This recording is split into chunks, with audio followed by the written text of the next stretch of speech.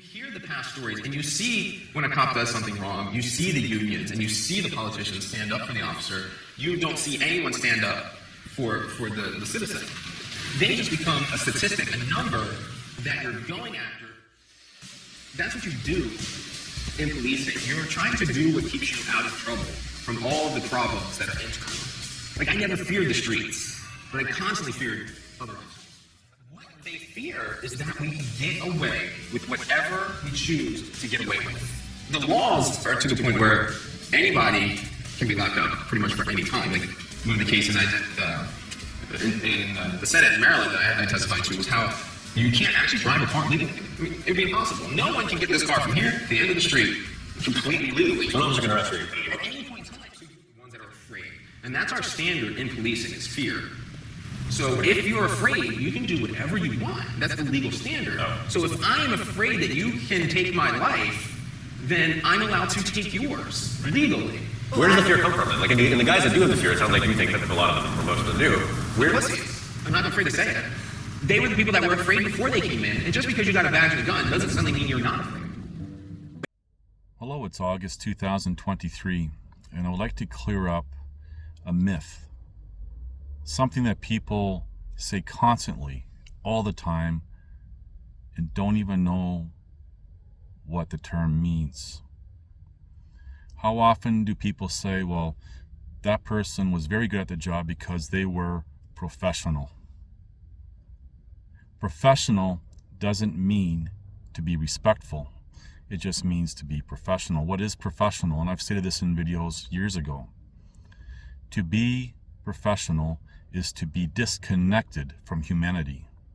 Not to have any emotions, not to show any care or consideration. It's simply being, as a descriptive, like a robot, automated. And this is something that people strive to be very professional. Professional can be stabbing someone not even behind their back, in their front, as a metaphor. As long as they're professional, they've acted professionally. And this is a big problem we see in the world today, is the disconnect and everyone wanting to be professional. And I've even heard the term used outside of any profession, just for example in social settings where people say, you know, that person's very good, they're very professional. And again, that just means that that person is disconnected from humanity. And where we see the types of people that are considered very professional, not all, are, for example, sociopaths and psychopaths, because they are naturally detached from humanity. And these people, sociopaths and psychopaths, can smile, appear to be pleasant, but they don't need to be showing any respect. Another thing that I've highlighted over the years is something called professional courtesy. Now, we see this within professions, say someone working within a specific profession, giving the benefit of doubt, for example, to a colleague or someone within that profession. We also see this across professions. So someone could be in a profession and someone else in a different profession will give them professional courtesy, the benefit of the doubt. Now, the problem we see a lot of, and I'm going to be using an example with, and I'm not picking on police, I'm definitely not picking on nurses or hospitals and doctors or anything, especially when it comes to emergencies, because these nurses and doctors that work in emergencies deal with all sorts of people, all sorts of problems. You have people coming in for paper cuts, thinking that their life is going to end, and these people have to deal with them and try to tell them, yeah, it's just a paper cut, you're going to be fine. They also deal with real problems where people, for example, are having heart attacks, severely injured, and they even experience deaths in emergency rooms. So this is not anything towards these people. I know I'm going to segue even further for a moment. A lot of people complain about emergency rooms and how they have to wait, and the care is, I don't know what people are expecting to be put on a pedestal while they're being cared for. People have to realize when you go to an emergency room, they prioritize. That's a hard thing to do, especially when you have multiple people coming in with very serious, very real injuries compared to, say, minor injuries, and people will complain. And the doctors and the nurses are doing the best that they can. Now, I'm not praising all doctors and all nurses, because you have very bad ones and you have stupid ones within any profession, with any group, okay? Generally speaking, doctors and nurses in emergency rooms are dealing with a lot. But now I've completely gone off on a tangent. So going back to this example, we see, for example, police bringing someone in who's in custody into a hospital, and they give whatever story they want, which usually tends to be to cover their own crimes, not always. And the hospital staff simply go along with it. So in the example that I'm using in an overlay, the police had come in, told the hospital staff this guy's basically faking that he can't feel his legs, basically saying that he's faking being paralyzed.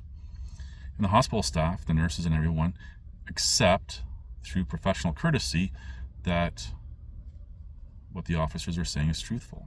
They're also assuming through professional courtesy that this person probably deserved whatever he got or she got. And those assumptions right off the top decrease the standard of care that this individual or individuals are going to be receiving. And it's not until we see, for example, the individual that's being used in the overlay, or there's several of them, when they do the scans, they see this guy's neck is broken. So this person was being truthful. Now, when the person was originally injured, they should have been treated as someone with a back or a neck injury, but they just flopped them around in the hospital, and no one really cared, because professional courtesy, the hospital staff assumed that the police were being truthful. Now, looking back on my story real quick, on May 4th, 2013, which would have been during the night through to the morning of May 5th, 2013, I was severely beaten. And they even testified to why they did it, which was omitted from the trial transcripts. And they testified to almost shooting me dead. And the one officer who had the gun pointed to my head alleged that it was a taser, but there was no evidence of him signing out a taser that evening. But I'm digressing here. My point, though, is finally at some point during that night, I was allowed to talk to a lawyer. So I took that opportunity because it was my right. Some random lawyer, across Canada or whatever, however that works. And, the lawyer asked, so what happened? And at that time, I had no idea why things had escalated to the point where they did. I was in shock. I was in a lot of pain, extreme amount of pain. Keeping in mind that it took doctors almost 6 months, or about 6 months actually, to get imaging of some of my injuries because of the swelling.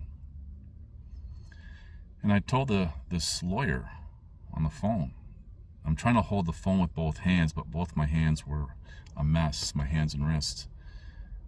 I don't know what happened. I was basically just sitting there. They show up, and they were irate, and I get out of the vehicle. They handcuffed me and beat me. And what the lawyer had said, point blank, he said, I don't believe you. There's more to the story you're not telling me. And I told him exactly what had happened, what I knew at that time anyway. And what followed with my first lawyer, my second lawyer, and whoever else got involved with that case, no one believed me. because of professional courtesy. The assumption that whatever the Calgary police were saying must be true, even if it's partly true. And the assumption with everyone across the board that I deserved what I got for whatever reason. Now, it wouldn't be till much later, many years later, that I would find out about the whole thing written in the police report on the morning of May 5th, 2013, 9 a.m., that I mimic a pedophile grooming a child, which was thrown in there to completely destroy me. No one would care what I had to say or anything or what happened to me. And when you see countless of cases like this daily, where people are getting severely beaten, crippled, paralyzed, even killed, the police, putting aside some, again, there are some that are good, just generally speaking here, they're trained not to trust anyone. But yet people, the civilians, the common person, are told to trust them. And trusting them can lead to severe injuries. I'm partly disabled for the rest of my life, to death, and having lives destroyed, which is also part of my story. All because of professional courtesy. And I was starting to say, putting aside the fact that the types of people, sociopaths and psychopaths, who obtain various positions of authority. And these are the type of problems that need to be addressed. Just because someone can obtain a position of authority doesn't mean they should. And a big problem of this we've seen, at least here in Canada, for example, in the early 1990s, is the affirmative action plan, where they basically just took away any requirements or anything standard of hiring, selecting individuals. We got to the point now where more and more people who are afraid of their own shadows getting these positions, but I'm totally digressing. My focus here, and why I'm using, for example, these examples with police and hospitals and then bringing someone in, is professional courtesy, professionalism, and what it is, and how many people aspire to be a good professional, even outside of a working environment, in the social structure. Now, I recall times in my life where I've had authoritative positions, which was quite a few positions that I've had, where my opinion or my actions were sanctioned because I had a professional status. And I remember the feeling that you get, or you could have, when you have that kind of authority, that kind of power over someone, whether it be through law or physical. You have that power. And it's so easy for weak people to let that get out of hand. I can understand, I can relate to how we see weak people getting these, whatever position of authority it is. There's different kinds of examples. How easy it is for them to just go off in the deep end and power trip, and become destructive in society rather than helping society. And this is going to segue into my final thoughts here for you to think about. We have more and more laws, and the laws are fine-tuned. And for example, with policing, they're given more and more equipment and more rights than in history, because it reflects the type of people in general that are obtaining these positions, because they're not qualified on paper, they're not qualified in character, and essentially they're lazy. They want an easy job. And I've talked to many police officers, and I've known many personally as well, who all say it's the easiest job they ever had. 99% of the time, It's just downtime, bored, dealing with stuff, but nothing spectacular. Anyway, think about what being a professional is, and professional courtesy, and why we see how everything just goes haywire. Anyway, thank you for watching. Please like, subscribe, comment, and share.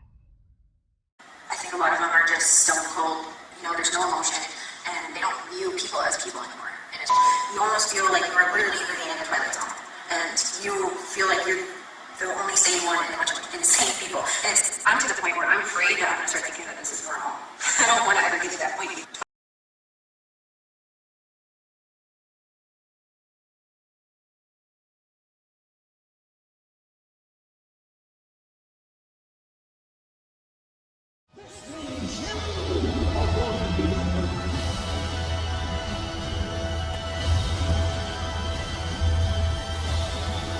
Listen to this and write it down if you can't remember it.